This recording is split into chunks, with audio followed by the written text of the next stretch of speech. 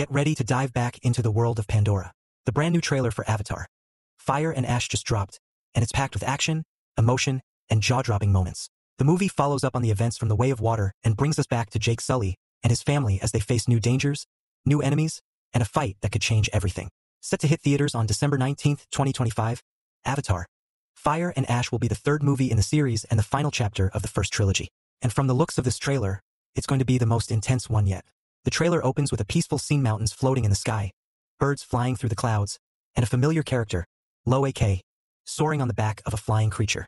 He laughs with excitement, just like he did in The Way of Water, reminding us of those joyful, simple moments before things go dark.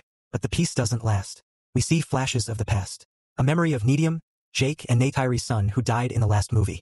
Loak holds onto those memories as he flies, and it's clear he hasn't healed from the loss. Underwater, we spot an injured sea creature called an Elu. It has a torn fin, and fans of the last movie will remember this one.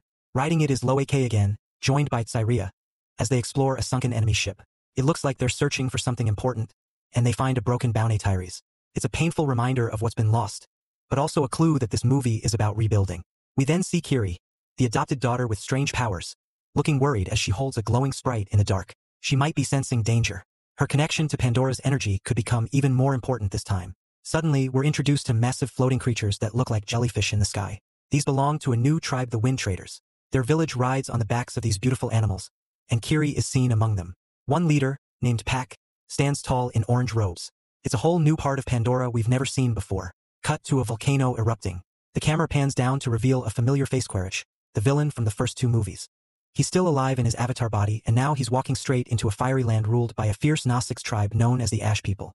Their leader, a strong woman named Varong, doesn't look friendly. She paints her body with black and red markings and plays with fire like it's her best friend.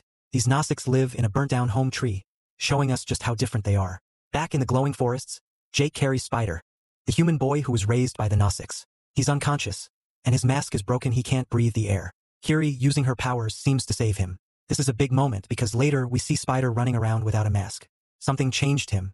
Maybe he's not just human anymore. Meanwhile, Loak is still holding Neytiri's broken bow. Along with Tsyria, he seems determined to fix it.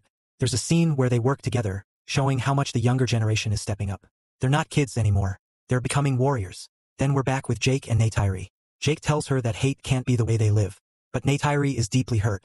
She's injured, her arm bandaged, and she's full of pain. She lost her son, and now the world is falling apart again. Later in the trailer, Jake runs into a village that's been burned. The Medkiina people who helped in the last movie are in danger. Jake stands before a group of Gnostics and RDA soldiers, and it looks like he's giving up, surrendering himself to protect the others. The trailer jumps to an enormous ship in the ocean.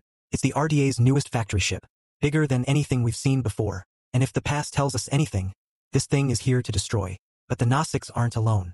The Tulkun, the giant sea creatures, are shown meeting in a council. One of them, covered in rings and tattoos, is likely their leader, the matriarch. This could mean war. We also see Loak with his friend Tsyria, and a tender moment between them as he looks at the tattoo on her head. It's clear they care for each other, and now they're both preparing for battle. Quaritch returns to the Ash People, and we see him offering them weapons. Giant robot suits bring boxes filled with gear. This alliance is terrifying. The Ash warriors are creepy. They move strangely, their eyes wide, and they point their fire-tipped arrows with deadly aim. Varong stands proud among them, clearly their leader. Now the skies are on fire. Literally, arrows lit with flame rain down as flying creatures battle in the air. Neytiri is fighting again, soaring through explosions. But then we see her collapsed on her mount, an arrow in her shoulder. It's a painful image. Still, she gets back up. Covered in black and white war paint, she looks fierce. She tells Jake they'll find another way. She's not giving up. As the action heats up, the Tulkun leap from the sea toward the massive ship. The matriarch leads the charge. We don't know what will happen, but it's clear this is war. The trailer ends with rapid flashes. Jake and Neytiri dressed for battle, standing side by side. Varong lights a flamethrower and screams into the sky. Kiri is captured. Spider jumps through burning wreckage. And in the chaos, Jake and Quaritch fight again one last time. The final shot is intense. Kiri is on the ground, scared. Varong towers over her and says something cold. It's a chilling end to the trailer. Avatar, Fire and Ash looks like it's going to be an emotional roller coaster. With new tribes, bigger battles, and deeper losses, the stakes are higher than ever. We'll see family bonds tested.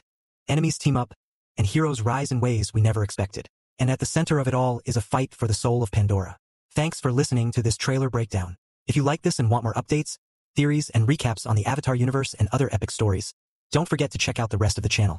More amazing content is just a click away.